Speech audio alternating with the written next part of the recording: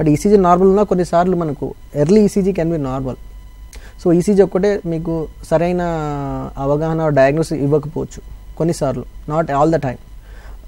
Are it could be early stage of your heart attack. అప్పుడు ఒక్కోసారి ECG can be normal.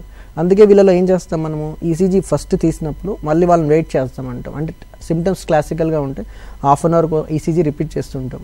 So అలాంటి పేషెంట్స్కి ఈసీజీలో కొత్త మార్పులు వచ్చినాయనుకోండి, డెఫినెట్గా మనం హార్ట్ అటాక్ డయాగ్నోస్ చేస్తాం. సో ఇంకోటి ఏంటంటే కొంతమందికి జస్ట్ వాటర్ బాగా తీసుకున్నాం సార్ తగ్గిపోయింది. It could be both together, gastritis pain and heart pain రెండు కలిసి రావచ్చు కదా. అలాంటి కేసెస్ కూడా ఉంటాయండి? యా. సో అలాంటి కేసెస్ చాలా ఉంటాయి. అండ్ వాళ్ళకి ఆల్రెడీ నోన్ గ్యాస్ట్రైటిస్ పేషెంట్ ఉంటాడు, రొటీన్గా గ్యాస్ పెయిన్ అనుకొని రొటీన్ మందులు తీసుకుంటాడు. బట్ తర్వాత 2-3 రోజులకు హాస్పిటల్కి వచ్చినప్పుడు తెలుస్తుంది, ఈసీజీ చేసినప్పుడు ఆల్రెడీ మీకు 2-3 డేస్ ముందు హార్ట్ స్ట్రోక్ వచ్చినట్టుగా ఈసీజీలో కానీ గుండె స్కానింగ్లో తెలుస్తుంది. సో ఎప్పుడు కూడా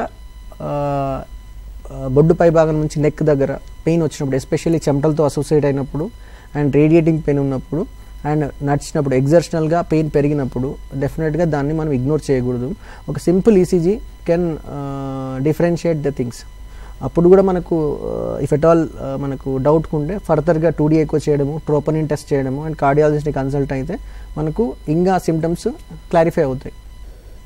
ఎందుకంటే సమ్ టైమ్స్ చెప్తున్నాను కదా, మాస్కరేడర్స్ అంటాం. Gastritis is a big masquerader of heart stroke. Okay.